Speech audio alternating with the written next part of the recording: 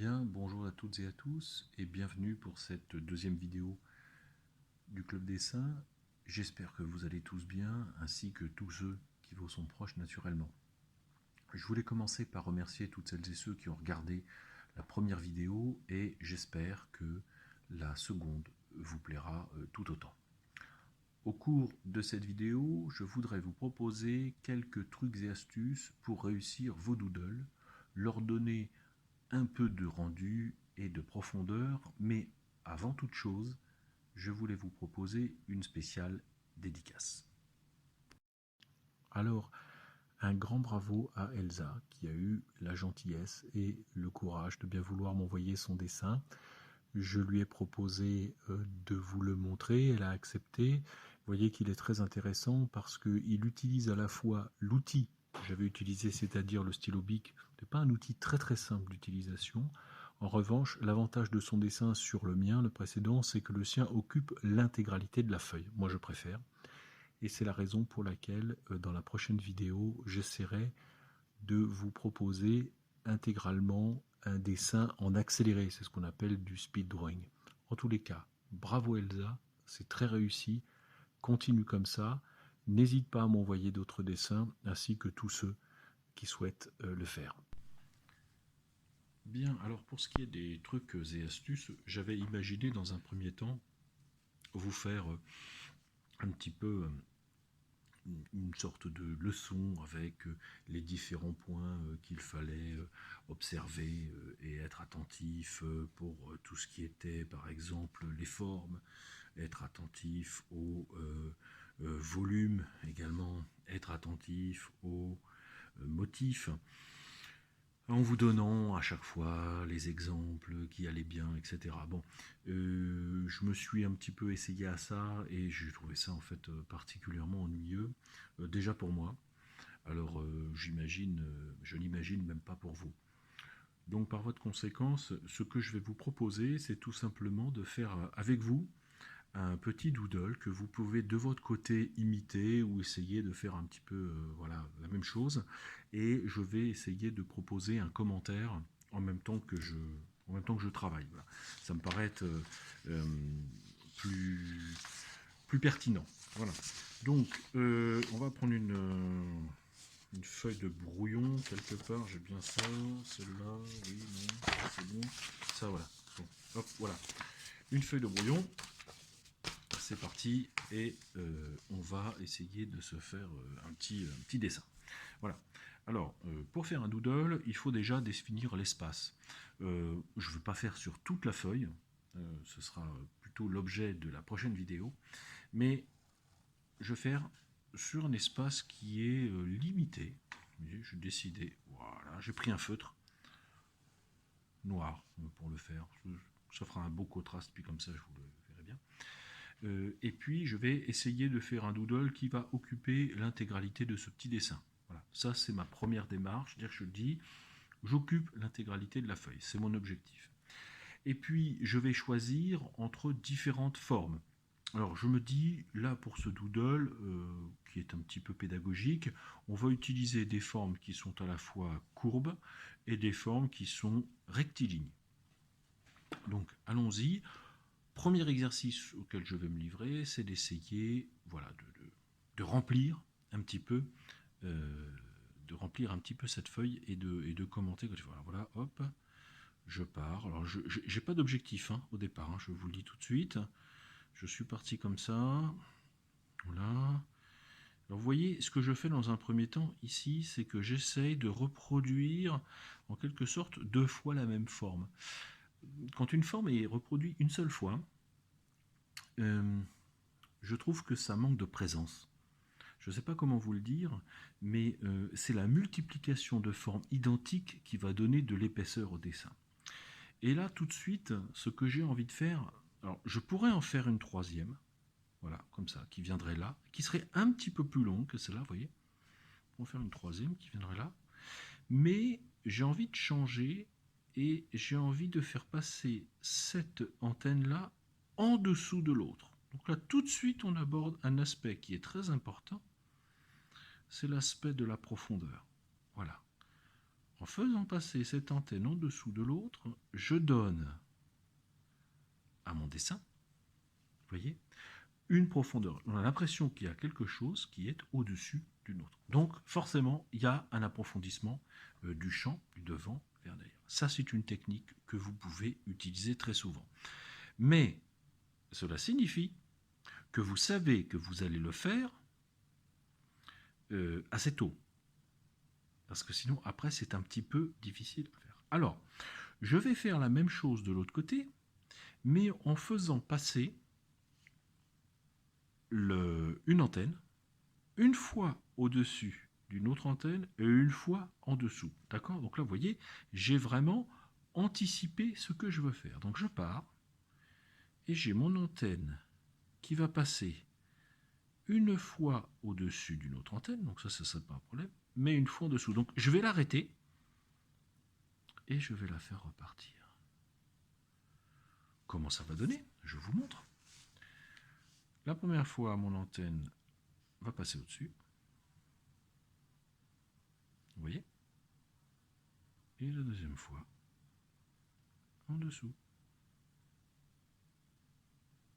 Voilà. Nous voilà avec... J'ai pris un feutre qui est vraiment très épais. Là, vous voyez, il bave. Ça absorbe très mal. Voilà. Donc là, j'ai mon petit schéma de départ. Et maintenant, donc, vous pouvez faire la même chose chez vous. Vous prenez un petit carré, vous essayez de reproduire, et vous voyez, vous arrivez à faire des dessins comme cela. Alors, on pourrait imaginer d'avoir un schéma, je monte un petit peu le téléphone là, voilà, où on aurait ça passant dessus, ça passant dessous.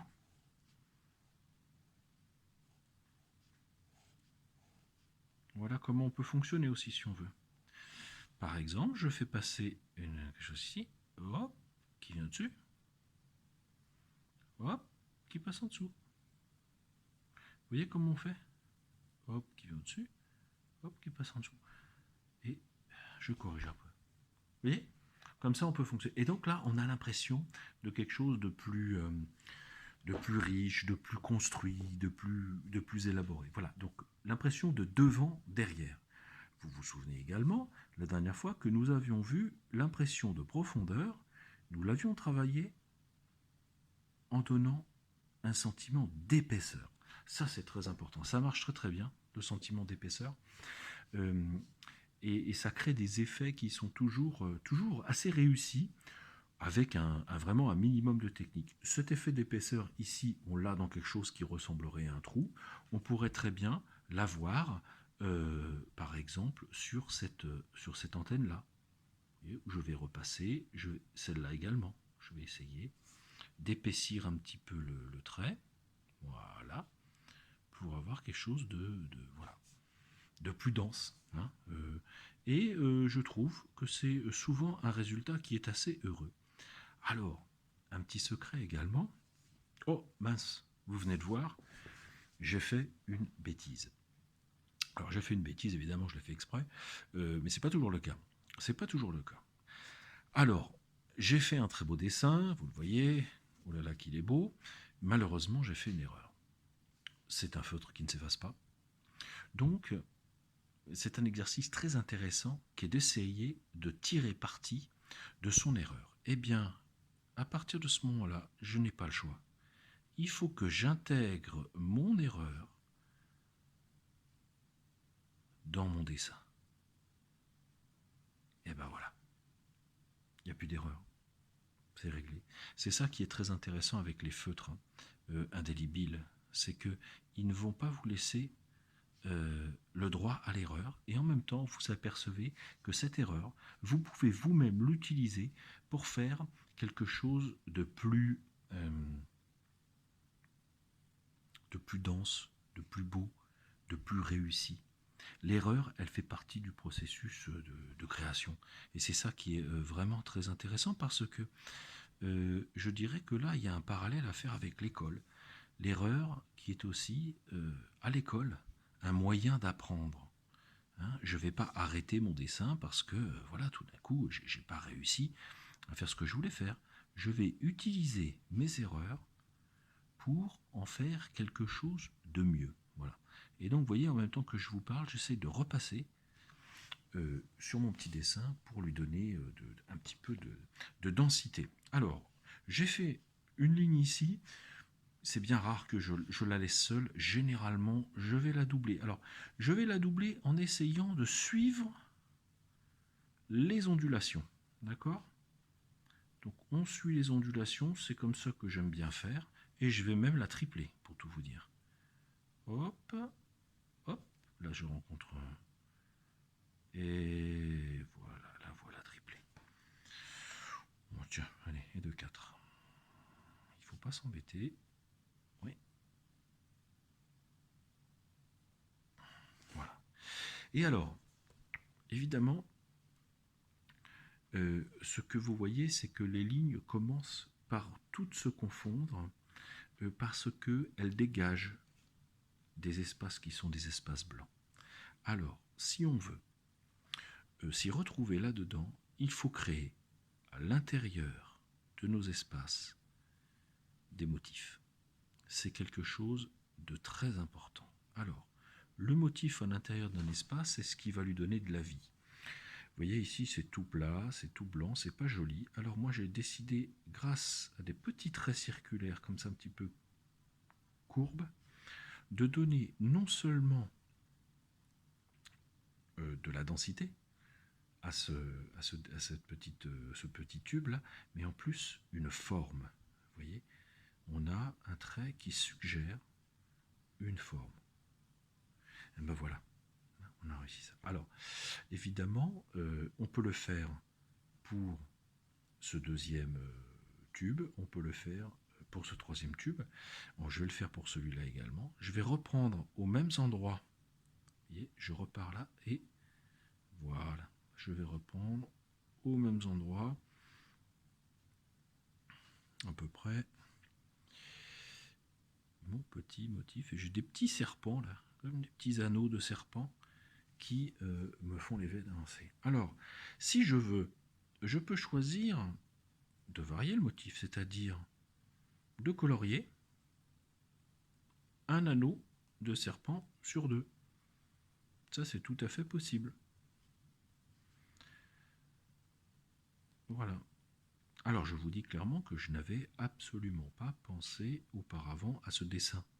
Je le fais au fur et à mesure que les idées me viennent, au fur et à mesure de cette narration dont le texte n'est pas du tout écrit d'ailleurs, juste pour partager avec vous la manière de faire. Je trouvais ça plus intéressant que de vous infliger des techniques sans dessin autour. Enfin, je trouve ça un petit peu triste. Ici, on a utilisé la courbe. On pourrait très bien utiliser la ligne droite. On pourrait très bien utiliser la ligne droite comme ça. Vous voyez. Donc dans cette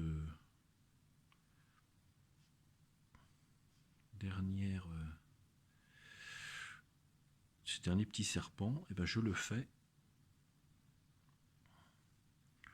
en ligne droite. Après tout, pourquoi pas. Et puis, évidemment, on peut, on l'a dit, on mariait dans ce dessin les formes rectilignes et celles qui ne le sont pas. Alors là, je viens de faire une petite série donc, de formes qui sont identiques, mais dont la taille est croissante. Pour plus de profondeur, je vous dis, j'adore faire ça. J'épaissis un des traits et ça va nous donner un sentiment d'épaisseur que je trouve intéressant. Ça, on l'a déjà dit 10 fois. Hop, on fonctionnait comme ça. Et puis, si vous en êtes là, vous pouvez tout à fait imaginer, d'ailleurs, puisque j'en parle pas souvent, mais on peut tout à fait imaginer de colorier ce type de dessin. D'ailleurs, je vais essayer de faire ça. Quittez pas juste le temps que j'ai cherché mes crayons de couleur. Ça y est, j'avais mis la vidéo en pause. Maintenant, j'ai mes crayons de couleur. J'en ai tout plein. Je vais essayer de... une belle boîte de crayons de couleur que j'ai prêté quelques fois, non rarement d'ailleurs, au club dessin.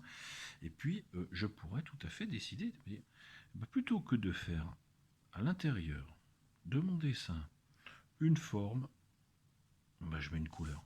Voilà. Je vais mettre une couleur, je vais peut-être mettre même en mettre d'autres. Et puis on va pouvoir l'accélérer un petit peu après. Alors juste là, si je mets de la couleur sur toute cette forme, ça va faire trop. Donc je vais essayer ici de fractionner les espaces qui sont les plus grands en espaces un petit peu plus petits. Alors, eh ben, ce que je vais faire ça, tiens. Voilà. On va essayer de faire quelque chose qui c'est comme ça. Alors, pas facile.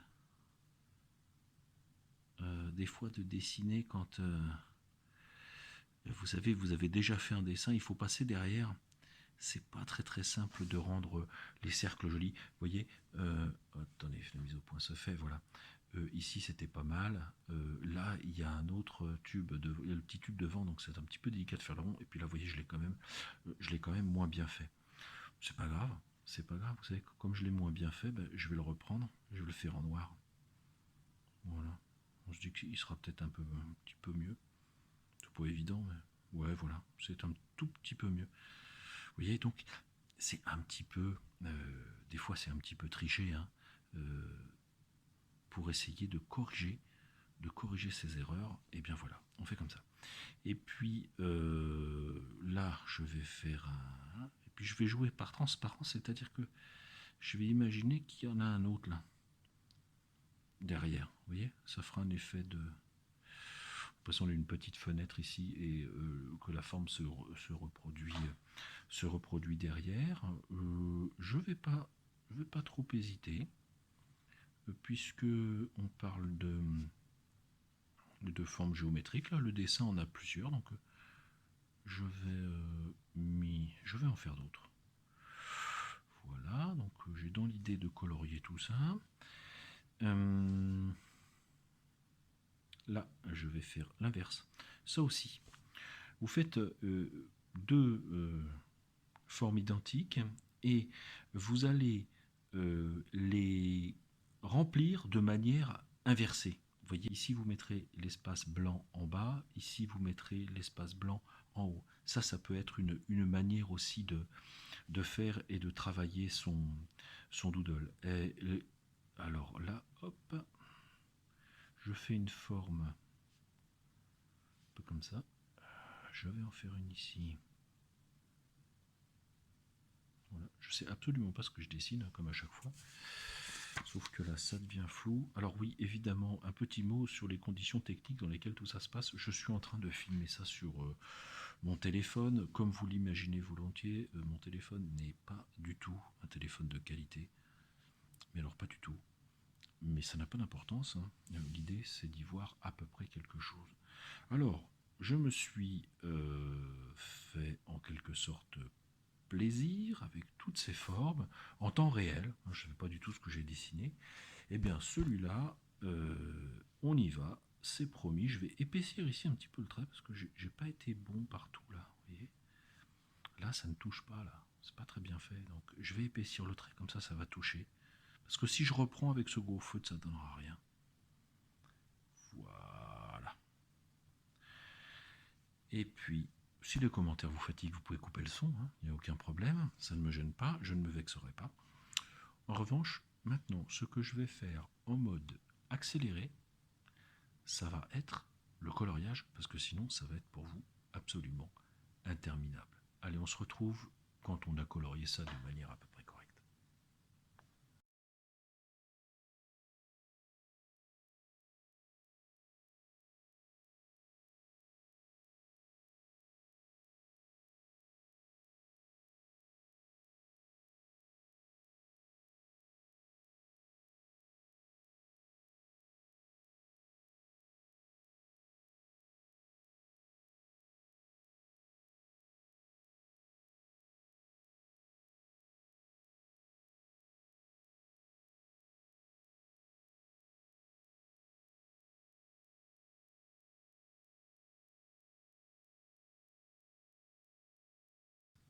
Voilà, c'est terminé.